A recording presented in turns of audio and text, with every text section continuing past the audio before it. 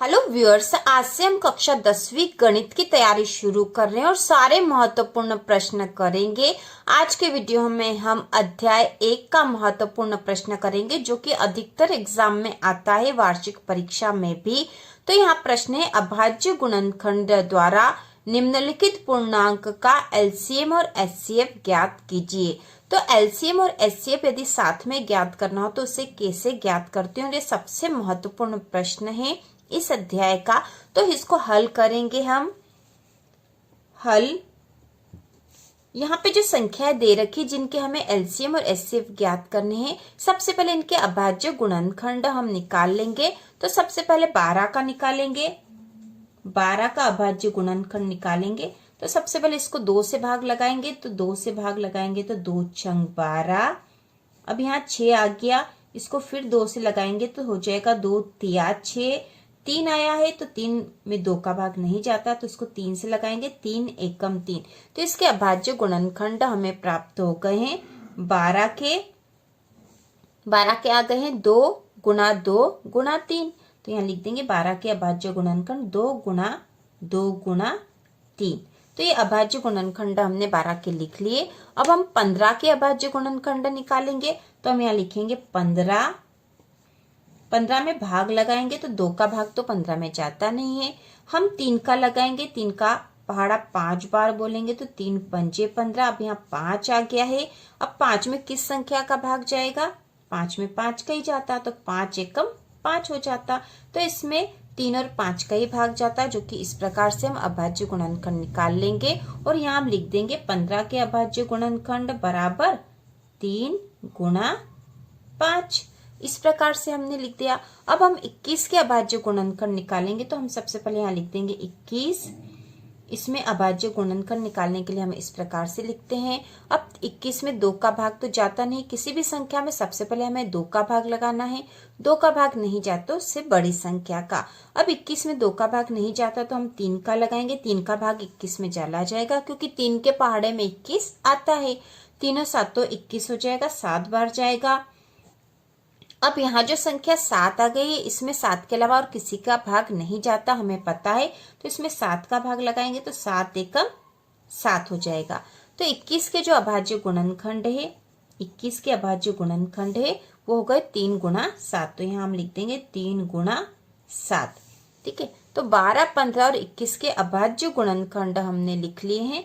हम यहाँ लिख भी लेते हैं 12, 15 और 21 के अभाज्य गुणनखंड, अभाज्य गुणनखंड। तो यहाँ हमने अभाज्य गुणनखंड लिख दिए हैं। अब हमें एलसीएम और एचसीएफ दोनों निकालना, तो सबसे पहले हम एचसीएफ निकाल लेते हैं। तो यहाँ हम लिखेंगे 12, 15 और 21 का एचसीएफ बराबर, एचसीएफ वो संख्या होती है जो कि इन तीनों में ही आएगी। 12, 15 और 21 इनका एचसीएफ निकाल रहे हैं। तो इन तीनों के जो अभाज्य गुणनखंड हमने निकाले हैं, इसमें जो संख्या कॉमन आई है, मतलब जो तीनों में ही जो संख्या आई है वही इसका एचसीएफ होगा। तो यहाँ देखो, यहाँ पे 2 है और 3 है, यहाँ पे 3 है और 5 है, और यहाँ पे 3 है और 7 है। तो जो संख्या कॉमन है तीनों में है वो है 3। यहाँ पे भी है, यहाँ पे भी और यहाँ पे भी। तीनों में 3 आया है तो यही इनका एचसीएफ होगा। तो यहाँ एचसीएफ हो गया 3, क्योंकि 3 जो संख्या वो तीनों में ही आई है, मतलब 3 का भाग इन तीनों में ही चला जाता, तो यही इसका एचसीएफ होगा। अब हम इनका एलसीएम निकालेंगे। तो यहाँ हम लिखेंगे एलसीएम बराबर, तो जब हम एचसीएफ तो निकाल लेते हैं, एलसीएम निकालने के लिए पहले तो वो संख्या जो तीनों में ही आई है उसको एक ही बार लिखेंगे। तो जैसे 3 आया था, 3 यहाँ पे भी, 3 यहाँ पे भी, 3 यहाँ पे भी, तीनों में था तो 3 को हमने एक बार लिख लिया सबसे पहले। अब जो बची संख्या वो भी लिखेंगे, मतलब 2 गुणा 2 यहाँ पे है, इधर नहीं है, तो 2 गुणा 2 भी हमें लिखना है। तो 2 गुणा 2 लिख लिया हमने। अब यहाँ से क्या बची है, तो 3 तो कॉमन था सब में, तो वो हमने लिख लिया था। अब बचा है 5, तो हम इसको भी लिखेंगे। इसके बाद यहाँ पे 3 कॉमन था, हम पहले ही लिख चुके हैं। यहाँ बचा है 7, तो हम इसे भी लिखेंगे। और इन सबका जो गुणा होगा वही इसका एलसीएम होगा। ठीक है। तो इसी प्रकार से HCF और LCM निकालते हैं। HCF जब भी संख्याओं का निकालते हैं, जिन भी संख्याओं का निकालते हैं, तो उन सबके अभाज्य गुणनखंडों में से जो संख्या उनमें कॉमन होगी वही उनका HCF होगा। लेकिन LCM में जो संख्या कॉमन है उसे तो एक बार हम लिख लेंगे, लेकिन उसके अलावा जो संख्याएं बची वह भी हमें लिखनी ही है। तो इस प्रकार से हम इसका LCM निकालेंगे।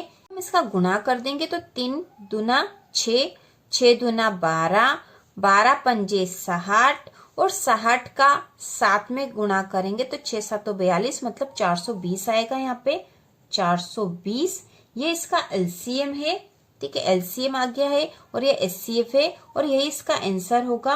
आंसर HCF बराबर 3, LCM बराबर 420।